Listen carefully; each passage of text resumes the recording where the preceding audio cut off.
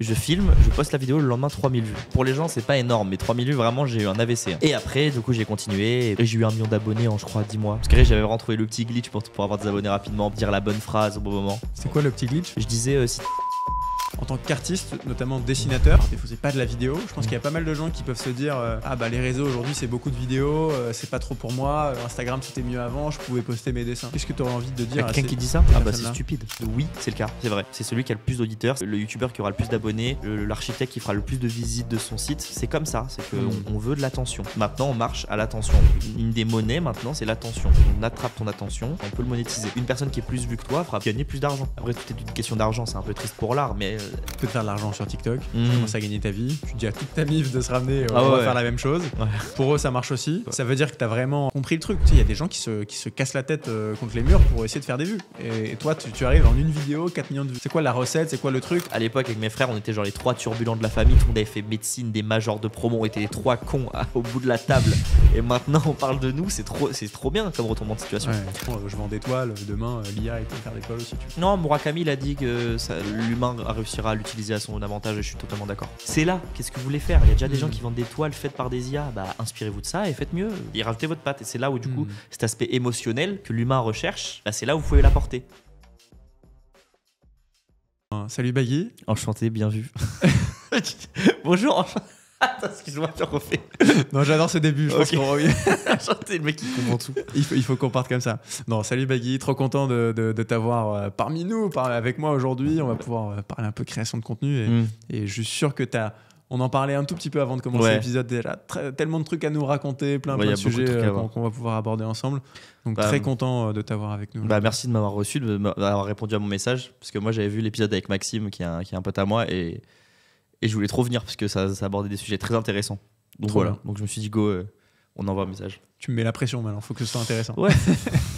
Non, écoute, trop cool. Ce que je te propose pour commencer, alors t'as plein d'abonnés, plein de gens te suivent, mais il y a peut-être des gens qui nous écoutent qui n'ont jamais vu peut-être quelqu'un qui se cache dans la forêt, qui n'a jamais vu ton contenu. Est-ce que tu pourrais te présenter? Ce qui m'intéresse, c'est de savoir comment tu te présentes à comment je me présente. Attends, c'est bizarre maintenant parce qu'à l'époque c'était juste créateur de contenu, je fais des vidéos sur l'art. Ouais. Maintenant c'est je m'appelle Samuel, Baggy dessine sur les réseaux. Il faudrait bientôt que je change en Baggy parce que je fais pas que dessiner maintenant. Okay.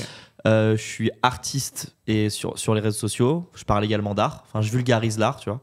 Je parle d'anecdotes sur certains peintres ou de tableaux, ou alors je fais des formats divertissants autour de l'art. À côté de ça, j'ai fait ma première exposition. Donc je peins et voilà, donc j'ai vendu mes premières toiles, etc. Donc c'est super bien passé.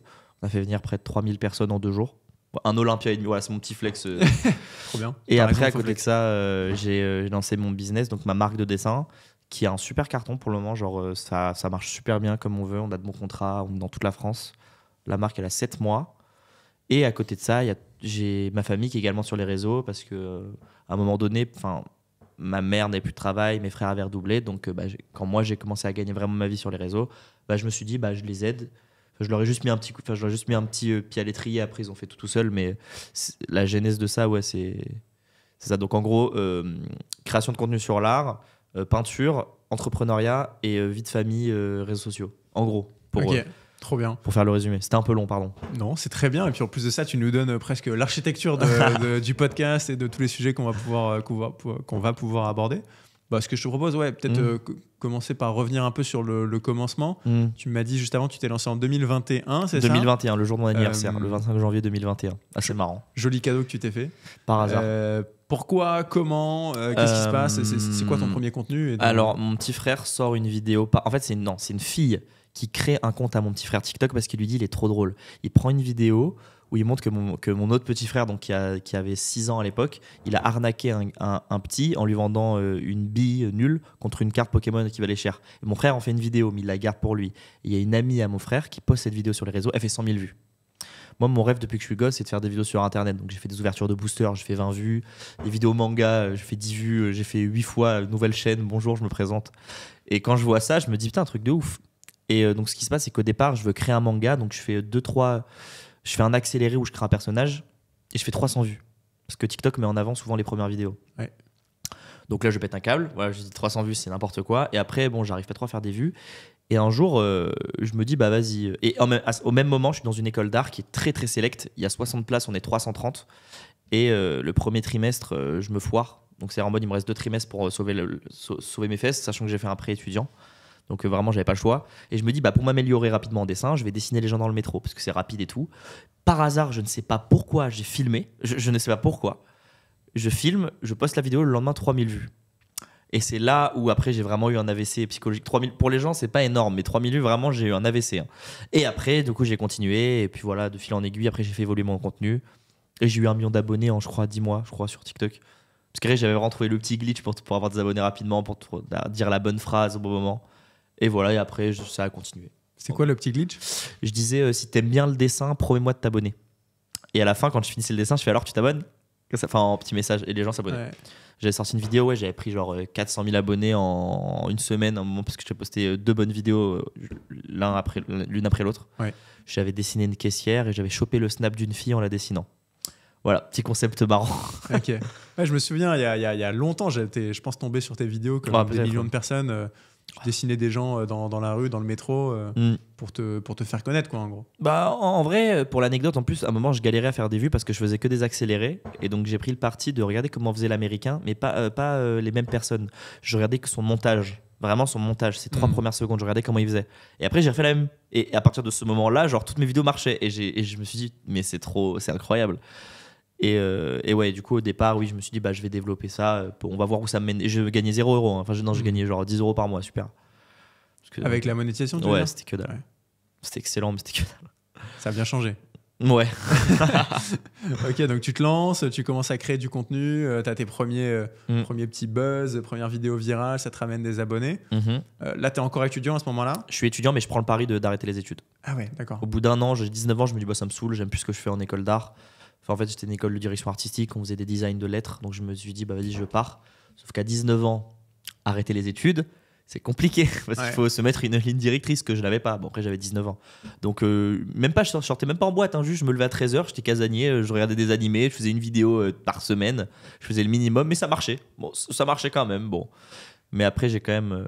Et après, je me suis dit, tu peux pas faire ça, il y a trop de trucs à faire, donc remets-toi en études d'art. Et après, j'ai refait des vidéos et c'est là où j'ai repris mon 2e million d'abonnés et que j'ai pu développer d'autres trucs. Ok. Qu'est-ce qui s'est passé entre justement le baggy flemmard qui sort une vidéo par semaine et le baggy ultra productif en voie vers le succès? Je sais même pas. Genre, moi, je pense que c'est la maturité, c'est genre en mode j'avais pas le choix. Ok, juste tu t'es chauffé et tu t'es dit bon. Non, si, en même temps, en même temps, j'ai pris le parti de reprendre des études d'art, mais je savais pas que TikTok allait payer. À ce moment-là, je gagnais encore. Enfin, j'avais fait mes premiers partenariats et quand tu vois un premier partenariat qui tombe, tu fais ah ouais, ok, d'accord. Parce que j'ai bossé dans des vieux trucs au marché de Rungis, c'est super dur. J'ai bossé à la caisse, j'ai fait pas mal de trucs nuls. Et du coup, quand tu vois le premier partenariat tomber, tu fais ok, d'accord, c'est ouf.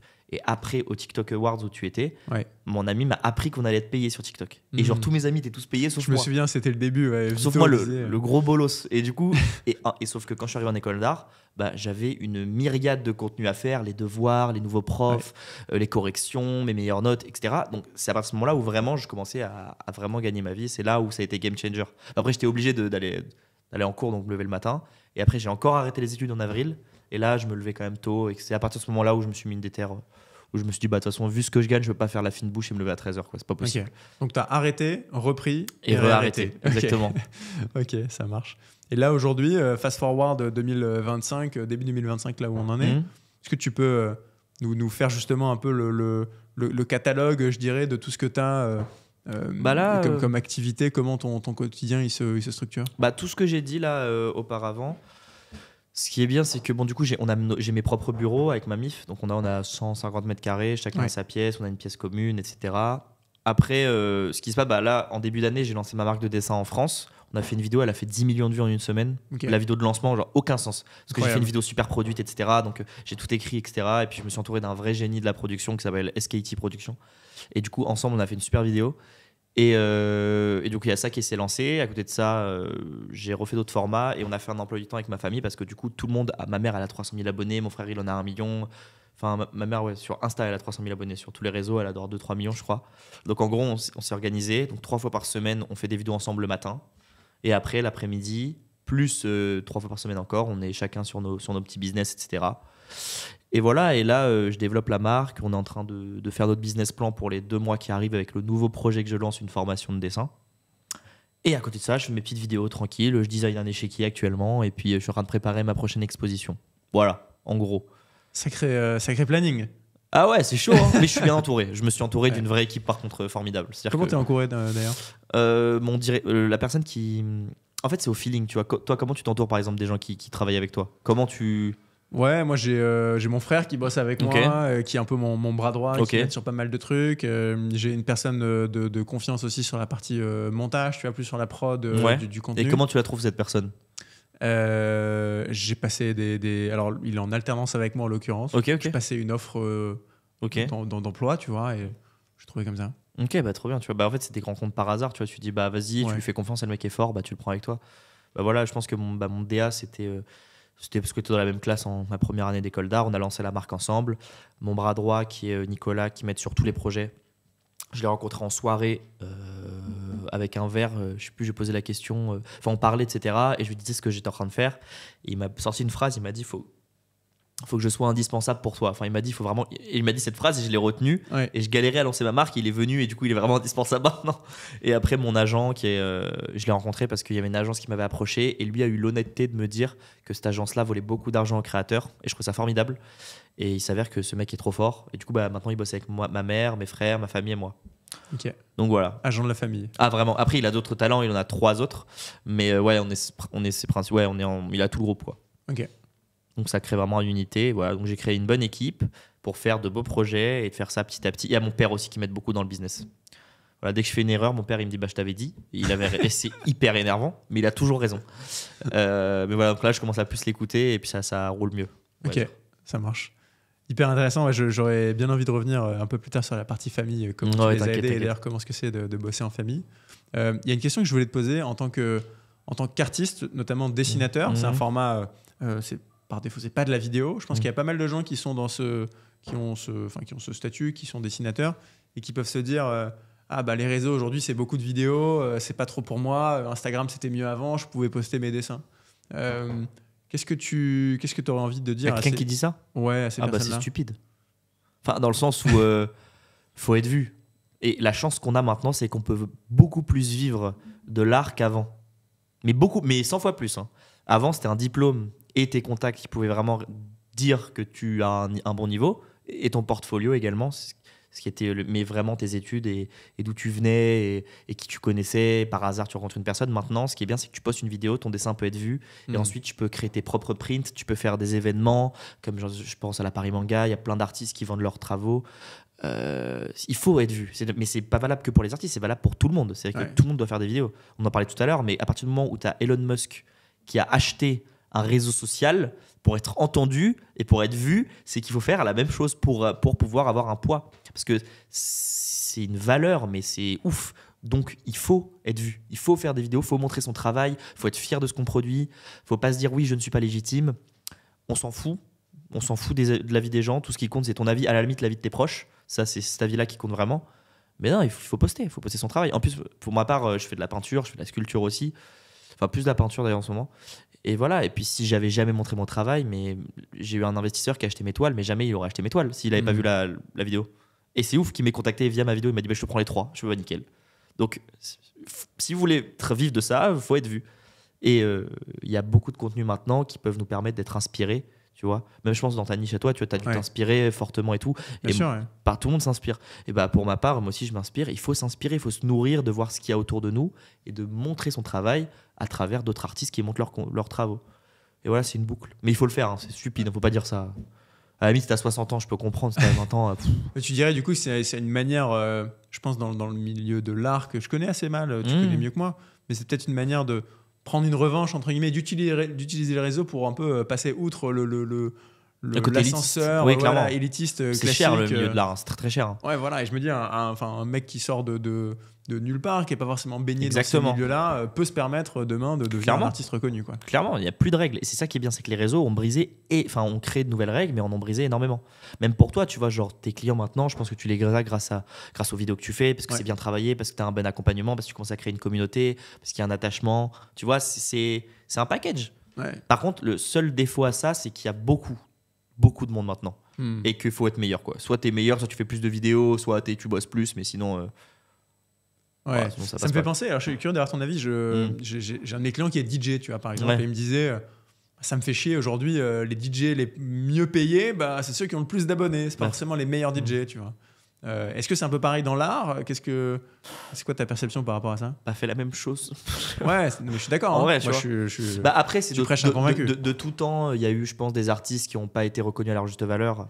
Typiquement, Van Gogh, à son époque, c'était un des plus grands génies, il n'a jamais été connu à sa juste valeur. Ouais. Mais c'est après qu'il a été connu. Il a vendu une toile de son vivant. Donc c'est fou.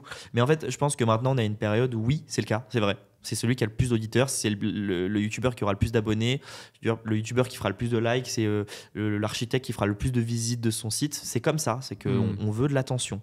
Maintenant, on marche à l'attention. Une des monnaies, maintenant, c'est l'attention. On attrape ton attention, on peut le monétiser. Donc oui, mais c'est justifié. C'est-à-dire que ces personnes-là, oui, font tourner plus. Enfin, une personne qui est plus vue que toi fera gagner plus d'argent. Après, tout est une question d'argent. C'est un peu triste pour l'art, mais c'est encore le cas actuellement. Et puis, ça a toujours été ça un petit peu. Donc, toi, ton message, c'est en gros, oui, c'est le cas, mais joue avec le jeu, quoi. Voilà, exactement. Ouais. T'as les règles. Ouais. T'as les règles du jeu. Et bah, fais-le. Et par contre, tu fais mieux que les autres. Et c'est là où tu vois, tu pourras sortir du lot. On dira, ouais, il est vraiment meilleur. Typiquement, j'en sais rien. Pour ma part, des réseaux, je ne suis absolument pas le meilleur artiste, mais de tellement loin. Il y a tellement de génie. Mais factuellement, j'ai plus fait de contenu, entre guillemets. Donc, forcément, on m'appelle moi pour faire certaines œuvres où, typiquement, là, j'ai accepté ma première commande, mais parce que je suis vu, entre guillemets. Donc, voilà, exactement. Il y a des règles du jeu, tu les connais, bah, joue avec. Ou sinon, tu fais le relou, tu vas contre-courant, mais bon. Je pense qu'il y a plein de gens qui se cachent derrière ce truc de non, mais moi je veux pas jouer ce jeu, je vaux miau que ça, entre guillemets. Non, mais au final, ils en payent eux-mêmes le prix. Quoi. Exactement, c'est perdre du temps. C'est juste perdre du temps. Et après, tu fais bon, allez, vas-y. Mais bon, après, il n'est jamais trop tard, de toute façon. Ouais. Mais je pense que c'est un peu une excuse derrière laquelle les gens se cachent. En réalité, ils ont un peu peur de mais après, tu sais, les gens qui ont peur, en général, peut-être qu'ils ont des problèmes aussi, tu vois, de confiance en eux. Après, c'est d'autres choses. Mais oui, moi, tous mes potes, je les convertis aux vidéos. Moi, je suis à matrixer mes potes. Là, j'ai un pote à moi, il a lancé son business d'huile pour barbe, ça cartonne de ouf. Mais parce que je lui dis gros, fais-le. Parce que lui aussi, il était comme moi, il a pas d'études, pas de bac, des gros bolos. Et du coup, non, je rigole, c'est pas vrai. Et du coup, je lui ai dit, bah fais ça. Et au final, ça a cartonné. Voilà, je suis trop fier de lui. Et puis, c'est que le début. Et voilà, donc c'est pour ça qu'il faut faire des vidéos, c'est obligé. Ouais, t'as converti ta famille aussi, du coup. Ouais, bah oui. Comment ça s'est passé, ça? Tu peux nous raconter un peu? On n'avait pas le choix. De faire des vidéos. Mon frère, il avait redoublé 2 fois la STMG, 2 fois. C'est ouf. Genre, une fois, ok, 2 fois, t'es lourd. 2 fois, et non, il a redoublé. Non, attends, c'est pas ça qui s'est passé. C'est qu'il a redoublé une fois la STMG, après il a passé son bac une 2e fois, et il est moins bon que la fois d'avant. Ok. Donc il faut le faire. C'est du talent. Hein. Incroyable. Et du coup, bah voilà, donc il était un peu perdu parce qu'il n'aimait pas trop les études, mais c'était pas fait pour lui parce que les études, c'est pas fait pour tout le monde. L'autre, il bossait à Carrefour parce qu'il avait pas vraiment d'études, il avait juste le bac STMG. Ma mère, elle avait plus de travail à cause du Covid. Et moi, bah, j'étais le seul qui avait fait, qui faisait des études d'art, quoi, mais je faisais des vidéos, donc j'avais arrêté les études à ce moment-là. Non, j'avais repris. Et donc je me suis dit, bah, on gagne vraiment des sous. Bah, je vais faire une stratégie. Vraiment, j'ai fait une stratégie. Alors, jour 1, jour 2, quelle vidéo faire, quelle vidéo remettre en place, etc. Et on avait fait un concept qui s'appelait « Il y en a un ici ». Donc ma mère était devant, assise, et nous 3, on était derrière. Et elle disait toutes les bêtises qu'on avait faites. Il y en a un ici, sans dire qui l'a fait. Et ces concepts-là, les gens en sont archi friands parce qu'ils se demandent, ils jouent un peu comme dans Qui est l'imposteur, qui a fait la bêtise, ils regardent et tout. Et c'est un concept que tu avais inventé, que tu avais trouvé non, ailleurs. j'ai dû le voir, mais j'ai dû le voir, mais pas avec une maman et ses enfants. Je l'avais vu avec des potes, je crois. Et je l'avais adapté, et le première vidéo, 4 millions de vues. Donc 4 millions de vues payées à l'époque. On a fait genre 2500 €, je crois. Incroyable. T'imagines, genre pitié, ça n'a aucun sens. Ouais, et puis là, toute la famille débloque. Et toute la famille mange. Toute la famille mange. Genre, c'est ça qui est ouf, c'est qu'on mange tous ensemble. Et du coup, bah, ce que je fais, c'est que je fais monter le compte, Et puis après, c'est le compte de ta mère, du coup. Le compte de la famille. On a un compte en plus en commun. Okay. Et après, du coup, donc mon frère, il kiffe le foot. Bon, nous, on kiffe tous le foot dans la famille. Donc, sauf que lui, il est à la Coupe du Monde 2022. Donc là, c'est en 2022. Donc c'était 1 an et demi après, un peu moins. Il est pour l'Argentine, pour la finale. Je lui dis, mais fais-en une vidéo. Parce que lui, il faisait un peu des vidéos, mais genre, il parlait pas. Et je lui dis, mais parle cette fois-ci. Tu fais une vidéo d'1 minute et tu parles. Et je l'aide à l'écrire, la vidéo et tout. Et la vidéo, elle fait genre 400 000 vues. Et ça lui rapporte genre 300 €, ce qu'il faisait en 2 semaines de travail, tu vois, 1 semaine de travail à Carrefour, tu vois. Donc, il comprend vite que voilà, il y a un truc à faire. Et ma mère, je fais une fausse vidéo comme quoi elle a 64 ans. Je fais, oui, abonnez-vous si vous croyez qu'elle a 64 ans. Et les gens, elle a eu 10 000 abonnés en 2 heures. Pour ceux qui savent pas, il faut avoir 10 000 abonnés pour gagner de l'argent. Et après, elle fait une vidéo 700 000 vues, 600 000 vues, et c'est là où c'est parti. Maintenant, ma mère, elle fait des partenariats 1 fois par semaine, quoi. Ça n'a aucun sens. Incroyable. Et du coup, on a créé un groupe, on s'est bien structuré, on a nos studios, on a une coach et une psy. Excellent, ok. Vos studios, vous êtes du coup en espèce de coloc slash... Enfin, vous vivez dans les studios on vit ensemble, on vit chez ma mère. À la maison, ok. Et après, on a nos studios. Ok, voilà. D'accord. Qui est un peu votre bureau de travail. C'est nos bureaux. Moi, je me lève le matin à 7h, je vais au taf, je prends le RER à 7h30. Non, je me lève à 7h, j'arrive à 8h au bureau. Normal, je prends mon café. Et puis voilà, je fais ma vie. Après, moi, je suis très matinal. Mon frère, il bosse plus la nuit. Mais voilà, on se retrouve tous au bureau. Ok. Et là, aujourd'hui, donc tes frères et ta mère, ils ont aussi des entreprises, des business qui se développent ou non? Mon frère, mon frère, il a commencé à créer une boîte de prod, il fait des clips pour des gens. Ethan, il est un peu dilettant. Voilà, il fait un petit peu, il vivote, il joue à FIFA, il s'en fout un petit peu, il est là parce qu'il faut être là. Mais ça lui fait kiffer parce qu'il se prend pas trop la tête. Il a pas encore la maturité pour, entre guillemets, aller plus loin. C'est toi le plus grand des frères? Ouais. J'ai 2 frères jumeaux, ils ont 20 ans. Ah, ils sont jumeaux, je me demandais justement quel était. Ils sont faux jumeaux, on a un petit frère de 10 ans. Ouais, j'ai vu. Lui, il est une star aussi. Et ma mère, j'aimerais créer un business avec elle. On est en train de réfléchir quoi, mais on est en train d'écrire un livre déjà avec elle. Okay. Et Ben, il a un peu ce côté entrepreneurial. Il sait pas trop quoi faire encore, mais il va s'y mettre. Et Tani s'en fout. Il est là, il fait sa vie. Donc, si je résume, les débuts, c'est en gros, toi, tu vois que tu peux te faire de l'argent sur TikTok. Tu commences à gagner ta vie. Tu dis à toute ta mif de se ramener, on va faire la même chose. Ouais. Pour eux, ça marche aussi. Direct, ouais. Ça veut dire que tu as vraiment compris le truc. Au sens, tu as compris le mécanisme. Tu sais, il y a des gens qui se cassent la tête contre les murs pour essayer de faire des vues. Et toi, tu arrives en une vidéo, 4 millions de vues. C'est quoi la recette? C'est quoi le truc quand tu as un pote qui veut se lancer sur les réseaux? Tellement de trucs. Je fais une stratégie pour mes potes. Parce que j'ai lancé pas mal de potes. J'en ai lancé vraiment genre une dizaine, je pense. Et dizaines, genre ça marche. Genre c'est ouf. Genre, je sais pas. Première étape déjà. Alors, un truc tout bête. Vous tapez sur Internet votre niche en anglais. Tac, tac, tac, tac, tac. Vous regardez les vidéos qui font le plus de likes et les vidéos qui durent le plus longtemps. Ensuite, vous regardez un peu ce qui vous plaît, ce que vous pouvez reproduire. Et après, vous faites la même vidéo. Mais à la différence, vous copiez les 3 premières secondes, obligé. Et après, vous rajoutez votre humour. Et votre humour, votre petite vanne, votre petit plan différent, votre petite phrase que vous dites à la fin, votre manière de monter. Mais vraiment, c'est servi sur un plateau. Et une fois que tu maîtrises un peu ce montage et tout, tu peux te faire plaisir et créer tes propres concepts. Typiquement, quand tu vends... Après, j'ai créé un milliard de concepts, du coup, forcément, il y a des automatismes. Mais des fois, je fais ce qu'on appelle du scroll intelligent, entre guillemets. Hein. Tu vois, la nuit, au lieu de scroller bêtement, je tape art et je scroll. Et dès que je fais un truc, je screen, hop, screen, et voilà. Et dès que je vois un truc pour un pote, je screen et j'envoie. Et en fait, après, la recette, c'est quoi? C'est faire des vidéos tous les jours, dire aux gens de s'abonner. Travailler son image, donc les photos c'est important, les stories, faire de belles stories, parler, faut savoir parler à sa communauté parce que tu sais il y a souvent ce truc de tu vois, salut à tous les amis, ça crée indirectement une distance, mais ça c'est avec le temps que ça se travaille, c'est mon agent qui me l'a appris, donc au final tu apprends à parler, tu peux parler à ta communauté, c'est pas des teubés, hein, tu peux leur parler normalement et à force de ça va créer un truc, donc tu travailles l'image, le contenu régulier et tu parles en story, tu fais des stories jolies, tu fais des belles photos. Et quand tu es invité à un événement, tu prends en photo, tu tags et tu réponds. Voilà, il y a plein de trucs à faire. Évidemment, être sur tous les réseaux. Mais ouais, voilà. Après, il y a des petits tips. Après, c'est des tips de montage encore plus précis. Mais là, c'est des grandes lignes. Quoi. Il y a trop. En fait, c'est pour en faire un livre tellement il y a trop de trucs à voir. Bien sûr. Ouais. Mais typiquement, là, si je prends l'exemple de ton pote qui a lancé son business d'huile de barbe, tu lui as dit ça. Tu lui as dit en gros, va regarder les autres business d'huile de barbe, ce qu'ils font sur TikTok. En gros, mon pote qui avait fait de l'huile, au début, il faisait des vidéos. Et genre en mode, je trouvais qu'il montrait mal son produit. Enfin, en fait, il commence à avoir des ventes, mais à un moment, tu as vu, je suis dans sa voiture.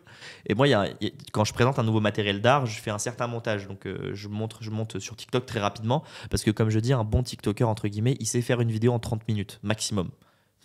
Idée, tournage, monté, poster, 30 minutes. Okay. Après, il y a des vidéos plus travaillées que tu dois poster. C'est obligé, parce que ça te crédibilise. Mais avoir du contenu un peu plus que tu peux sortir plus rapidement, pour avoir toujours un truc en plus, ça fait des vues. Sur un malentendu, il y en a une qui marche. Tu vois, donc du coup je lui ai appris, je lui ai dit gros tu te prends la tête, il prenait 4 heures à faire un montage, je lui ai dit tu te prends la tête, j'ai pris son produit, j'ai fait la vidéo devant lui dans sa voiture en 5 minutes, j'ai fait les sous-titres, moi je dis n'importe quoi, hein. Je dis ouais son huile de barbe elle fait pousser les cheveux, bon c'est vrai en plus, mais voilà je dis des trucs de ouf et tout, et je dis fais comme ça, et il a fait, et après lui c'est un gros bosseur, il fait tout seul, là il va commencer à avoir des équipes, et du coup bêtement mais en faisant ça, ça a percé direct, genre il a fait 1 million de vues, et on a pété un câble parce qu'il a vraiment eu genre 600 commandes avec une vidéo, genre c'est abusé. Et après, mon ami, là, mon associé, donc Nicolas, Chimoc sur les réseaux, sur Instagram, il me disait ouais, je sais pas quoi faire comme contenu et tout. Et lui, il est TDAH. et vraiment diagnostiqué, prendre des médicaments depuis qu'il est petit. Ça lui a vraiment, ça lui a vraiment fait de la peine quand il était jeune et tout. Et donc je lui dis, bah écoute, il s'est dit, bah je vais faire des vidéos sur ça.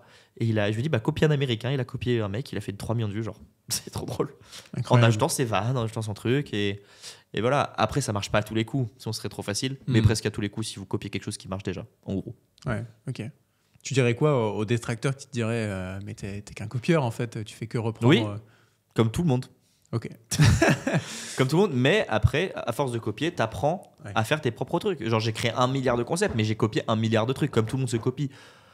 Ah, Picasso, il a volé un nombre d'artistes, mais pourtant, c'est le mec qui l'a fait. Ouais. Coluche, il disait la blague appartient à celui qui la rend célèbre. Bah, il a raison. Je suis désolé, il a raison. Et en la rendant célèbre, ce truc de tu peux te permettre de rendre célèbre quelque chose. Par contre, il faut que tu ajoutes ton humour. Par contre, il y a des fois où vraiment j'ai abusé. J'ai fait un truc de A à Z. Bon, la vidéo a marché, tu vois, j'étais heureux. La vidéo est oubliée après. Mais oui, non, il faut copier, mais tu ajoutes ton humour. Tu ajoutes ton petit truc. Donc oui, tu as copié, tu t'es inspiré, mais tu as ajouté ton truc. Et c'est là où, du coup, ça se fait. Et à force de parler à ta caméra, quand tu rajouteras ta blague, les gens vont plus te retenir parce qu'ils auront l'habitude de t'entendre parler, t'écouter, tu vois.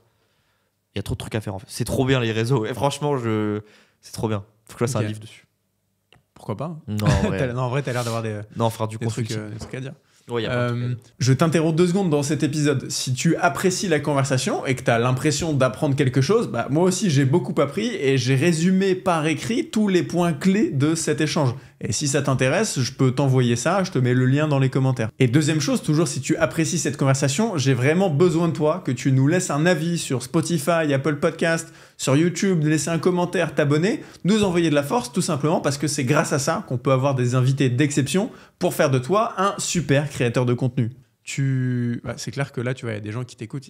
Moi, je lance un business d'huile de barbe ou de crème hydratante ou que sais-je. Je me dis, Baggy, il a la solution.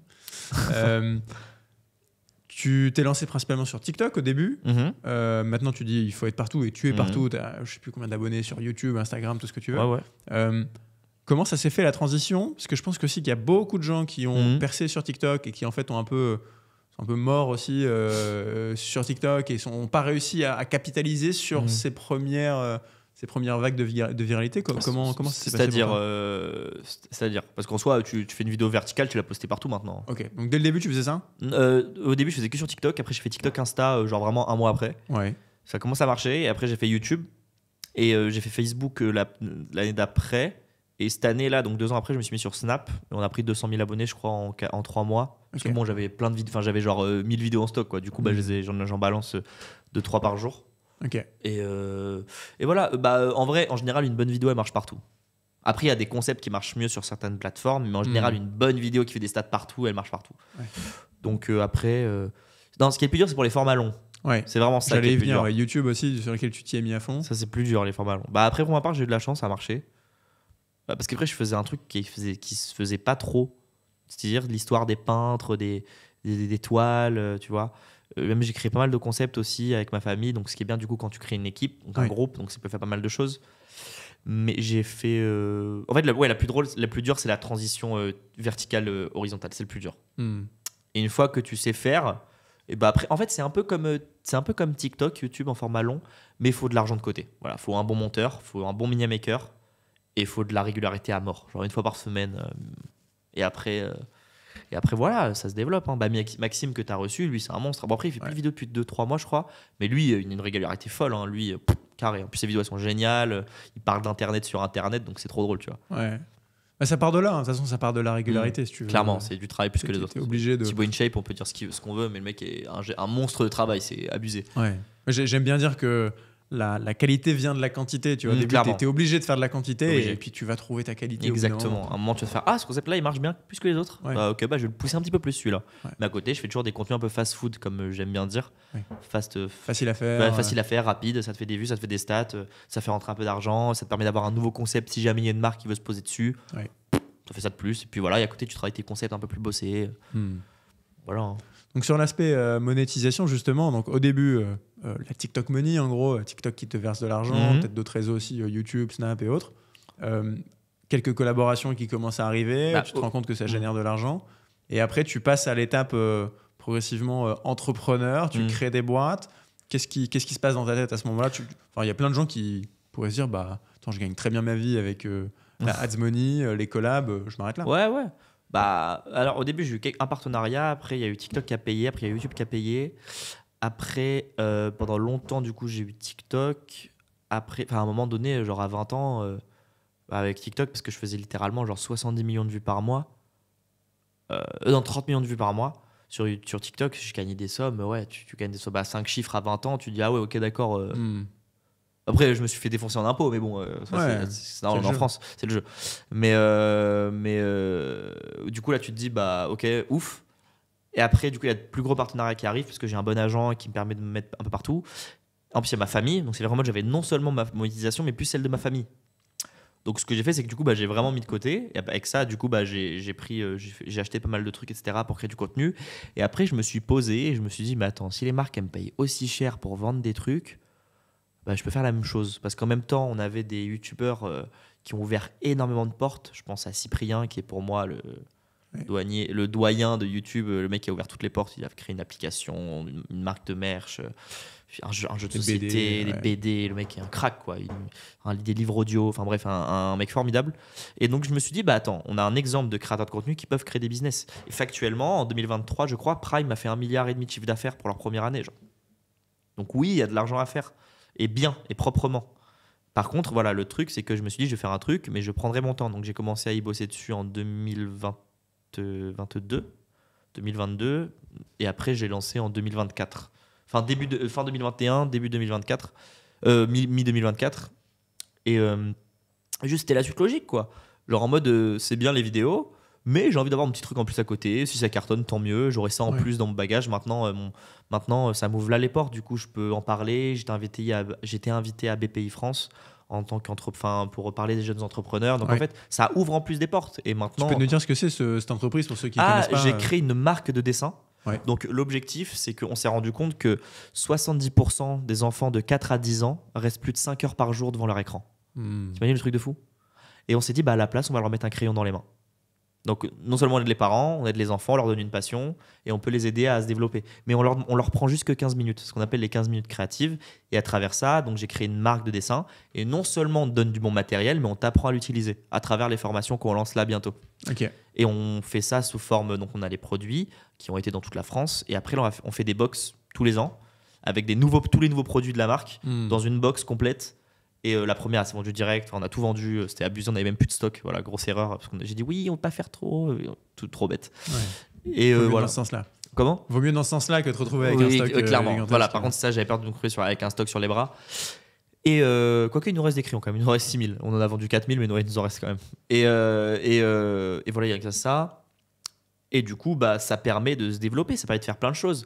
Parce que du coup, ça te crédibilise aussi. Du coup, le mec a réussi, entre guillemets, mon équipe et moi, parce que c'est pas moi tout seul, hein, c'est qu'on a réussi à rendre monétisable vraiment des vues, quoi. Vraiment. Au-delà de TikTok qui nous paye ou on ne sait pas qui nous paye, là, c'est nous, notre magasin Shopify, nos liens qu'on a mis, les modifications qu'on a fait sur le site, les communications qu'on a faites. Et au final, ça permet de vraiment tu te rends plus autonome, quoi, plus clairement, indépendant, plus indépendant, puis tu te crédibilises, puis il n'y a plus de règles. Et puis en plus de ça m'a crédibilisé aussi parce que du coup j'ai vendu aussi des toiles, donc maintenant c'est devenu une autre source de revenus. Voilà, même si en vrai, je fais pas ça pour l'argent parce que je gagne très bien ma vie sans, mais c'est trop bien de vendre. Enfin, moi quand j'ai vendu ma première toile, c'était ouf. Je dis ah ouais, ok, trop bien. J'ai vu une de tes vidéos, je crois, où tu dis que tu vendais au mètre carré, non? C'est pas ça, en fait, c'est 2000 € du mètre carré. Bah, c'est une galerie qui m'a pricé comme ça. Ok. Voilà, parce que. C'est original, non, de pricer au mètre carré? Après, plus tu augmentes de niveau, plus ça double. C'est 2. Mais là, pour l'instant, en plus, j'ai fait du bruit pour ma première exposition.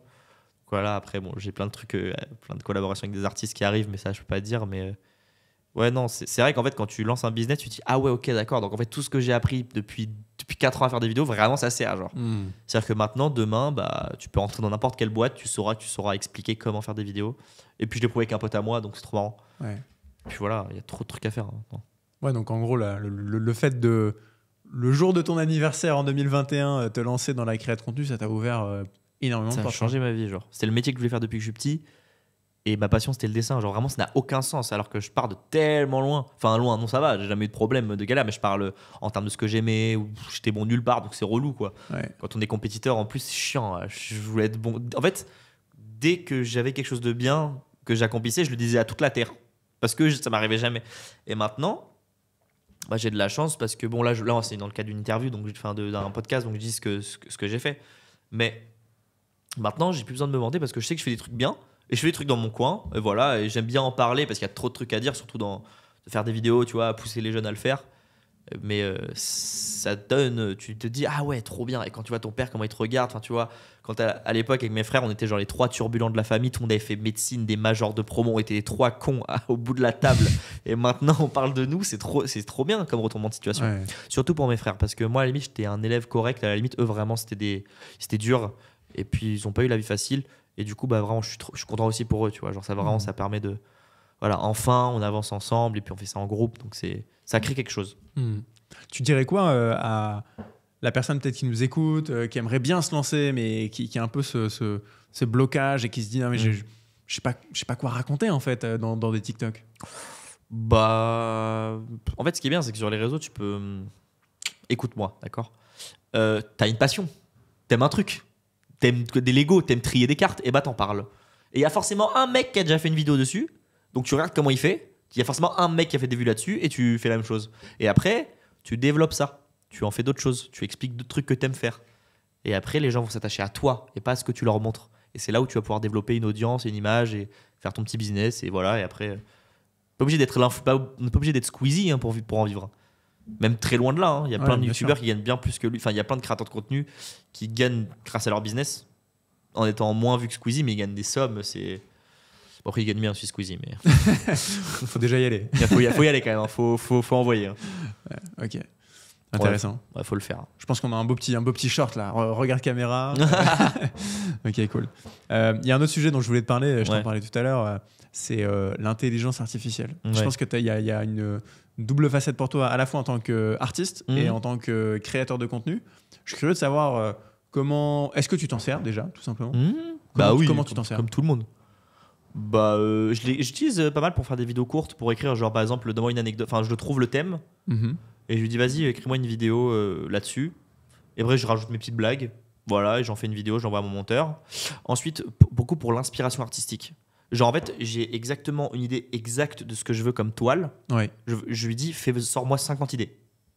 Et du coup, il t'inspire dans les couleurs, dans le truc et tout. Après, tu regardes. Après, tu fais des croquis, tu testes. Et après, voilà. J'utilise beaucoup pour faire les croquis. Parce que je suis pas très bon d'imagination. Enfin, j'ai dessiné beaucoup ce que je vois. Mais d'imagination, c'est le plus dur, je pense. Et du coup, bah, je lui demande souvent, je veux ça, de tel type de couleur, tel type de style, etc. etc., etc. J'affine la recherche. Une fois que j'ai ce que je veux, je lui en demande 50 idées. 50 exemples et je regarde, je sélectionne. En fait, avec les IA, c'est un outil comme un autre. Hein. À l'époque, les artistes, ils se baladaient dans les marchés où les gens vendaient leurs œuvres, ils faisaient des croquis, ils reprenaient le truc et le faisaient chez eux. Donc en fait, c'est un moyen pareil. Quoi. Tout le monde s'inspire, il faut utiliser les outils qu'on a. Mais l'IA, je pense, ça va être encore plus vénère pour les youtubeurs français, surtout quand on va pouvoir traduire. Typiquement, dès que j'ai vraiment assez de capital, je ferai mon pôle IA. Parce que ce qu'il faut savoir, c'est qu'en France, on est 150 000 créateurs de contenu. Il y a plus de créateurs de contenu que de bouchers qui gagnent de l'argent. Mais t'imagines juste la vanne, enfin c'est une vanne, c'est ouf.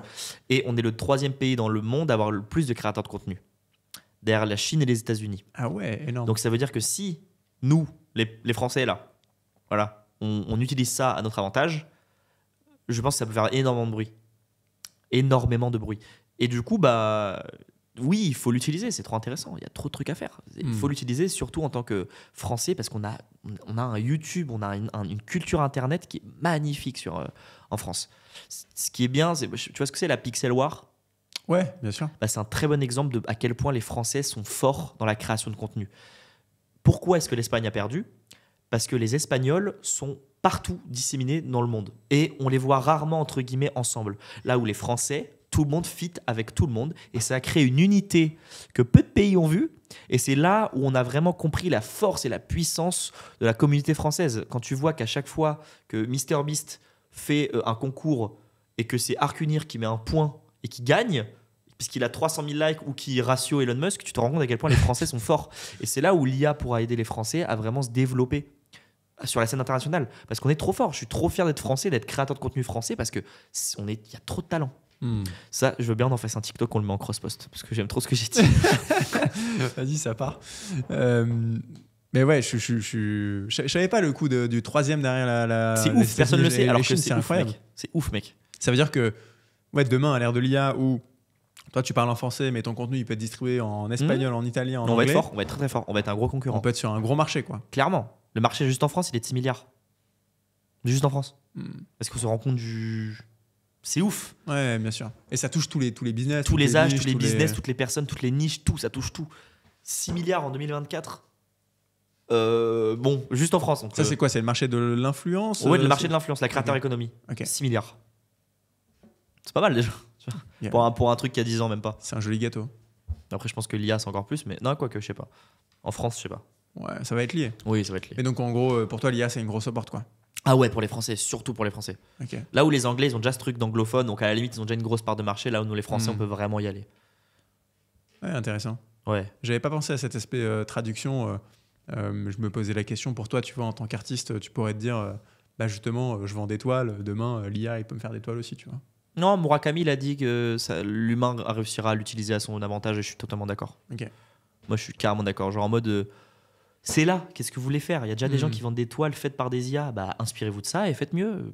Et rajoutez votre patte. Et c'est là où, du coup, cet aspect émotionnel que l'humain recherche, bah, c'est là où vous pouvez l'apporter. Et c'est là où ça fera votre différence et qu'on pourra vraiment sortir du lot. Parce qu'on ne sera pas que des machines, il y aura vraiment un humain derrière qui racontera, alors oui, j'ai fait cette recherche-là avec cette IA, puis après je l'ai lié avec cette couleur que j'ai créée, puis truc. Et au final, bah oui, tu t'es inspiré d'un truc, mais ça n'a plus rien à voir. Hein. C'est pas l'IA qui a peint, hein. C'est pas l'IA qui a dessiné, qui a fait son interprétation. C'est tes mains. Hein. Et c'est là où ça fait une petite différence, tu vois. C'est comme l'IA même pour les musiciens, tu vois, c'est leurs paroles, c'est leur punchline, c'est leur voix. Après, je pense que les voix, c'est encore plus chiant, parce que vraiment là, c'est vraiment... Ouais, je sais pas, mais c'est dur. C'est dur à doubler. Toi, t'en penses quoi, toi, de l'IA? Ouais, l'IA, alors un peu comme toi, je m'en sers pour un peu d'inspiration. L'écriture, je trouve ça compliqué, au sens où tu peux avoir une ébauche, tu vois, un brouillon, mais il faut quand même pas mal repasser derrière bien sûr. Pour avoir un truc qui reste naturel, authentique, humain, etc. Mais ouais, niveau distribution de ta création de contenu, comme tu le dis, le fait de toucher un marché international, ça va être puissant. Ouais, ça faut le faire. Et même ça a aussi du coup un impact pour le business qui se cache derrière le créateur, quoi. Et Antoine Raka l'a fait. Antoine Raka l'a fait. Il a fait qu'une vidéo, il a pris 600 000 abonnés, le mec, avec sa vidéo la plus vue, quoi. Paf. Donc voilà, il y a plein de trucs. Ouais, c'est vrai que ça a été un des premiers à traduire complètement ses vidéos et à les balancer sur le marché. Ça a marché. Ouais. Et ça a marché. Et pour la petite astuce, il faut mettre un VPN aux États-Unis. Voilà. J'avais entendu même certains qui prenaient les cartes SIM US. Faut aller loin par contre, parce que faut pas se faire. Faut aller loin. Ouais. Mais ouais, il y a plein de trucs. Oui, mais du coup, pour ce que j'ai pour les prompts IA, en gros, je dis juste, sors-moi les thèmes principaux et je développe. Enfin, je comble, je change mes vannes, tu vois, je fais mes gestes avec mes mains. Est-ce que vous vous rendez compte de la dinguerie? Tu fais genre, en fait, c'est là où du coup, tu te permets de vraiment développer le truc. Après, pour les vidéos YouTube, j'écris tout de A à Z parce qu'il faut vraiment qu'il n'y ait pas d'erreur. C'est tout nickel. Un petit TikTok, s'il y a une petite erreur sur un petit truc, c'est pas la fin du monde. Même si je regarde vraiment les dates, surtout les dates. Les dates, c'est plus important, surtout dans l'art. Ouais. Après, si c'est pas le nom exact du mec. Au pire, ça fera des commentaires. Non, et au pire, exactement. Et puis il y a des gens qui corrigeront. Tu dis, ah oui, pardon, c'est vrai, merci. Merci d'avoir répondu. Et voilà. Ouais. Ok, trop bien. Donc là, tu as ton business maintenant dans lequel tu vends des produits sur le dessin. Tu vas vendre des formations bientôt. C'est quoi la suite de Baggy? Là, tu as maintenant 22, 23 ans? J'ai 23 ans, il y a un mois. Comment tu te vois là, sur les prochaines années? C'est quoi les projets que tu veux développer? Trop de trucs à faire. Là, on va faire une levée de fonds pour la marque. Ouais. On va essayer de faire une levée de fonds. Même si j'ai pas mal de contenu, il y a déjà pas mal de gens qui m'ont approché. Là, il y a une levée de fonds qui va se préparer. Après, il y a ma mère, elle va sortir son livre et son podcast. Trop bien. Donc, je vais l'aider à l'écriture. Un podcast sur quoi? Elle va parler de la parentalité des stars. Donc, elle va ramener des stars, ils vont parler de leur vie de parents. Ok. Donc, c'est assez ouf. Le truc, tout est déposé, ça sort là bientôt, là, donc c'est trop bien. Après, je vais peut-être lancer mon incubateur de boîte, je sais pas, quand on est mieux structuré. Reprendre des vidéos YouTube, mais beaucoup plus, parce que j'ai déjà écrit plein de vidéos YouTube, mais beaucoup plus divertissement, il me faut des gros budgets pour ça. Donc là, j'attends juste d'avoir tout ce qu'il faut mis de côté, que la formation se lance pour pouvoir vraiment encore avoir une source de revenus beaucoup plus pérenne, pour pouvoir vraiment mettre des 5 000 € par vidéo toutes les semaines. Bon, faut le faire quand même, hein. C'est pas du jour au lendemain. Et après, la marque, la mettre aux States, hein. Dès que je peux, je crée mon pôle IA, et puis voilà, après, il y a trop de trucs à faire. Toi, tu te vois où dans quelques années? Ouais, question pas facile. Hein. Ah, c'est dur, j'ai répondu comme j'ai pu. Ah si, et faire et vendre plus d'œuvres. Voilà, faire mes prochaines expositions, vraiment beaucoup plus travailler, vendre encore plus et me faire chapeauter par un grand artiste aussi. Okay. Donc vraiment qui m'aide. Voilà, ça c'est aussi un énorme objectif. Ok, intéressant. Ouais, non, la question elle est pas facile. Moi, tu vois, c'est un peu comme toi, c'est quand tu viens de faire avancer, avancer le schmilblick, on va dire, sur chacune des étapes, d'un point de vue contenu, faire des contenus toujours plus cool, essayer de nouveaux formats, trouver des nouvelles choses à raconter. Et d'un point de vue business, ce que je fais là aujourd'hui, continuer à... Ouais. Moi, tu vois, même un peu comme toi d'ailleurs, on a peut-être des trucs à faire sur l'aspect... je pense que toi comme moi, on s'est rendu compte que créer du contenu, c'est une opportunité une porte de dingue. Créer de la valeur. Toi, tu l'as constaté très concrètement pour toi, pour ta famille, pour tes potes. Donc, tu as un vrai truc. Et moi, je suis un peu dans cette vibe-là de dire, les entrepreneurs, moi, je parle plus de ce monde-là, venez, tu vois, au sens...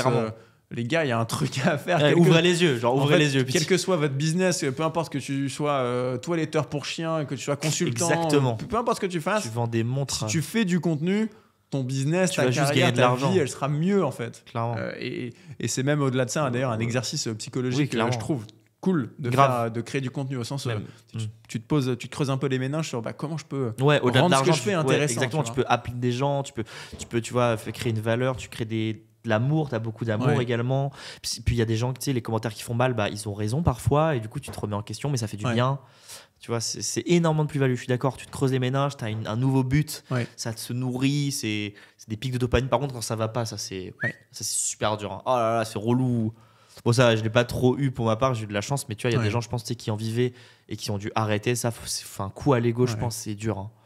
Je pense surtout quand toi, ça s'est bien passé, mais effectivement, quand tu as une grosse partie de tes revenus, pour pas dire tous tes revenus, qui est intimement lié à combien de vues tu fais.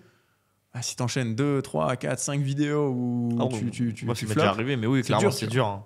C'est trop dur, psychologiquement. Après, j'ai fait 1 mois de pause sur YouTube, 2 mois de pause que j'aurais jamais dû faire. Mes vidéos YouTube, elles cartonnaient. Et toutes les vidéos que j'ai sorties après, les 7, elles n'ont pas fait les scores que je faisais à la base. Alors que je mets des gros budgets dans mes vidéos YouTube, surtout pour de la rentrée. Et j'étais là, ça fait trop mal au cœur. Mais après, du coup, tu t'habitues. Et c'est là où, du coup, voilà, tu te prends une baffe, tu dois te relever ou alors tu veux autre chose. Mais bon. Mais tu vois, là, aujourd'hui, t'es encore... tes revenus, ils sont très concentrés sur les résultats de ton contenu. Oui, clairement. De moins en moins avec tes activités. Mais t'as quand même vite mis tes œufs dans différents paniers. Direct. YouTube, TikTok, Insta. Autant faire truc, quoi. Tu vois, mettre là, et puis tu bosses, et du coup, ça se montrera. Et puis, ce qui est bien aussi avec Internet, c'est ce que je dis toujours, c'est que tu peux rencontrer en 1 an ce que des gens rencontrent en une vie. Tu rencontres des gens formidables et tu peux avoir la rencontre qui change ta vie au bon moment, au bon endroit. Et c'est ça la vraie force aussi de faire des vidéos, de créer du contenu, d'être invité.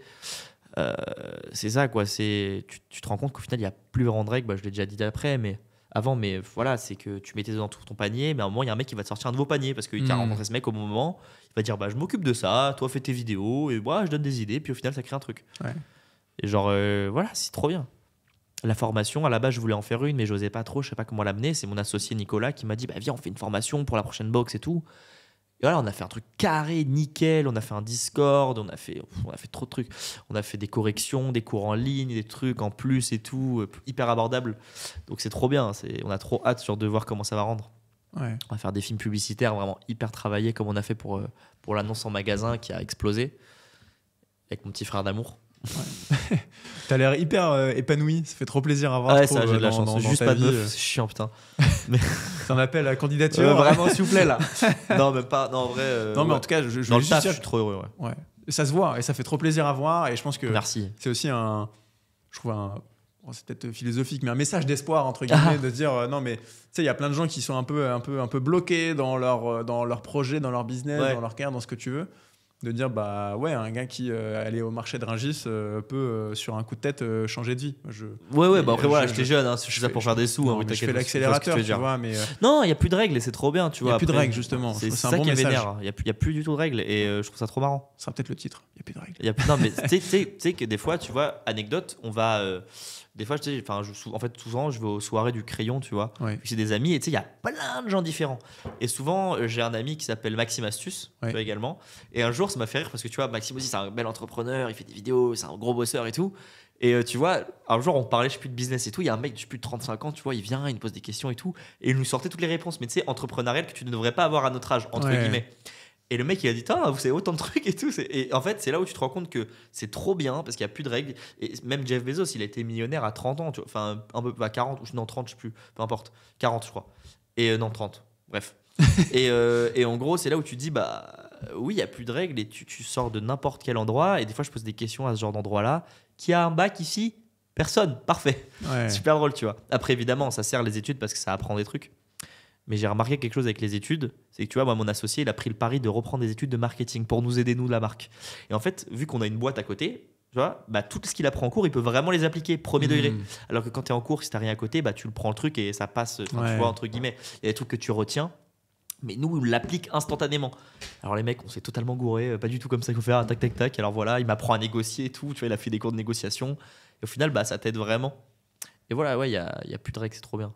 Okay. Mais trop merci pour le message d'espoir. Hein. Écoute, non, je vais pas faire trop fleur bleue, tu vois. Oui, mais c'est un message cool en fait, c'est un message positif. Ça veut dire que j'aime bien le truc comme tu dis que en fait n'importe qui, quel que soit ton projet, ta boîte, ce que tu veux faire, t'as un message à porter sur les réseaux et tu peux te servir de ça comme c'est un mégaphone que tu mets dans ta bouche pour en fait ouvrir les portes, quoi. Et dire ce que tu penses également, ça fait du bien aussi de pouvoir dire ce que tu penses, d'être soutenu. Bon, ça dépend ce qu'on dit, on va pas se mentir. Il y en a certains qui utilisent à mauvais escient. Bon, on va pas prendre l'exemple d'un certain rappeur qui a fait une pub au Super Bowl. Bon, voilà. Oui. C'est un sacré mégaphone, lui. mais ouais, c'est vrai que c'est une bonne métaphore, le mégaphone. C'était là, tu cries ce que tu fais. Et le pire, c'est qu'avec ton mégaphone, tu peux toucher un mec qui a 10 000 km. C'est un super mégaphone. Et du coup, c'est trop marrant. Et après, le mec, il dit, ouais, je te suis depuis la Guadeloupe, j'aime ce que tu fais, tu m'as aidé de faire ça. Tu vois, je pense que pour toi aussi, tu dois avoir des messages d'entrepreneurs qui ont se lancé grâce à toi, tu vois. Ouais, ça fait trop plaisir. Ça fait du bien. Hein. Ça fait kiffer. Tu te dis, putain. Même c'est pas des gens avec qui tu bosses, tu vois, juste parfois dans l'ombre, ils ont vu un message, ils ont vu un truc que t'as fait, ils ont trop kiffé, ils ont appliqué et ça a trop marché, tu vois. C'est ouf. Ouais, aussi, un truc que j'ai fait, j'en ai pas parlé, c'est que j'ai fait pas mal d'humanitaire aussi pendant la période où j'avais arrêté les études. C'est que j'ai beaucoup aidé les sans-abri. Après, voilà, je compte le continuer à le faire. Mais parce qu'en fait, j'ai ouvert des cagnottes et tout. Le truc le plus fou que j'ai fait, c'est genre, grâce aux vidéos, il y a une dame, tu vois, je dessinais les gens dans la rue. Et la dame, je dis, ouais, c'est quoi votre message pour le monde, etc. Et elle me dit, j'ai pas vu mon fils dès sa naissance. Donc j'aimerais le retrouver. Voilà, elle m'a donné son nom et tout. Et j'ai fait une vidéo et le mec, on l'a retrouvé. Donc je crois que le mec l'a recontacté. Et après, voilà, je crois qu'il y a eu une petite galère. Mais en tout cas, ce qu'il faut, c'est qu'on a retrouvé l'enfant avec une vidéo. Enfin, la galère entre eux, après moi, ça me regarde pas, tu vois. Mais au moins, j'ai pu faire la connexion et il sait qu'elle le cherche, tu vois. Ouais. Et je trouve ça trop touchant. On a fait, ça a été vu partout. Tout le monde cherchait un certain. Bon, je vais pas dire son nom, mais en gros, voilà, il y a des groupes Facebook qui ont été créés pour le retrouver. Ou sinon, il y a un autre sans-abri qui s'appelait Tony, qui avait un cancer en phase terminale, que j'ai beaucoup aidé. Je l'ai interviewé aussi sur ce qu'il avait. Et un jour, je fais une vidéo sur lui. Et le lendemain, on lui donne sa carte vitale, on lui redonne ses trucs, il retrouve ses papiers. Enfin, abusé, quoi, avec une vidéo. Tu vois. En fait, c'est au-delà de la visibilité et tout, c'est que ça peut sauver des vies. Et c'est là où tu te rends compte vraiment il y a des trucs à faire, quoi, avec Internet. Ouais, de ouf. Mais ça, c'est 1% de ce qu'on peut faire, tu vois. Ouais, je travaille sur une association, mais ça prend trop de temps, donc c'est vraiment. Je pense que tu as déjà un agenda bien chargé. Oh, laisse tomber. Mais ça, c'est vraiment un truc que je veux faire depuis que je suis petit. Ok, trop bien. Tu l'as peut-être entendu dans l'épisode que tu avais écouté avec Maxime, il y a une petite question que j'aime bien poser à la fin. C'est si demain tu devais me recommander prochain invité qui sera assis à ta place, qui t'aurais envie que j'interviewe dans les personnes, dans tes potes, dans les personnes que tu connais? Johannes, Red Cards. Ah, je connais pas. Il fait quoi? Les tours de magie à toutes les stars de la planète. Ah, ok. Il a 20 ans. Là, il fait des spectacles. Et il est hyper fort. Ok. Genre, le mec à 20 ans, il est trop fort. Il a fait son premier spectacle à 17 ans. Il a fait des tours de magie à Emmanuel Macron, à Taïga, à Maître Gims, à tous les rappeurs de la situation. J'ai peut-être déjà vu. À Didier Deschamps. Et lui, il va tout exploser. Après, il y en a plein. Après, moi, tu vois, il y a Charlie Head aussi qui est fort. Ouais. Charlie, je le connais du Bal des Pirates. Charlie, on a commencé ensemble en plus, c'est marrant. On était ensemble au Bal des Pirates. Il y a qui? Il y a Tsuku, mais c'est plus divertissement. Ça a moins ce côté entrepreneurial, mais il est fort aussi parce que très très débrouillard. Il y a tellement, mon Dieu. Ah, un mec qui s'appelle Twan Lag. Comment? Un youtubeur, Twan Lag. Ouais, je sais pas. C'est un youtubeur qui est très kids, mais tu vois, j'ai fait une vidéo avec lui récemment. Il m'a dit genre YouTube, c'est des mathématiques, quoi. Et genre lui vraiment, mais il est incroyable. J'ai pris une baffe de création de contenu, quoi. Le mec est pas connu pour les 18-24, mais chez les petits, mais c'est hallucinant. Il fait 3 millions de vues par vidéo YouTube. Et le mec, il a son propre hangar, il a son équipe, son matos et tout. C'est incroyable. Un vrai génie. Ouais, il m'a vraiment bluffé, genre. Ah ouais, je suis chaud, ça m'intéresse. Il m'a vraiment bluffé. Le truc. Il m'a dit, genre, YouTube, c'est des maths. Et j'ai fait, oh. J'ai pris le même genre de claque dans l'interview avec Maxime, justement. Lui, c'est un fou de YouTube aussi, tu vois. C'est trop bien. À regarder les vidéos de MrBeast 40 fois, frame par frame. Non, mais lui, c'est un fou aussi. Ça se voit dans ses TikToks. C'est un barjo, ouais. Bah, c'est trop bien, tu vois. Typiquement, tu sais, quand tu montres une vidéo, à force d'avoir fait des vidéos, tu sais pourquoi elle marche pas et tu sais pourquoi elle marche, tu vois. Bien sûr. Ouais. Et du coup, après, tu travailles ton œil. Mais ouais, Maxime, c'est un taré. Lui, sur des groupes Discord de fous. Tu vois, même pour les miniatures et tout. Ok. C'est ça que, tu vois, moi, c'est ça que la création de contenu, dès que je peux, je vais lever le pied. Mais j'ai envie de continuer parce que c'est marrant quand même. Mais c'est trop. Je trouve ça, t'es trop obligé de le faire. Et c'est relou. T'es là, tu dois quelque chose à quelqu'un. T'es comme ça, quoi. T'es pardon, excusez-moi. Ouais. Tu vois.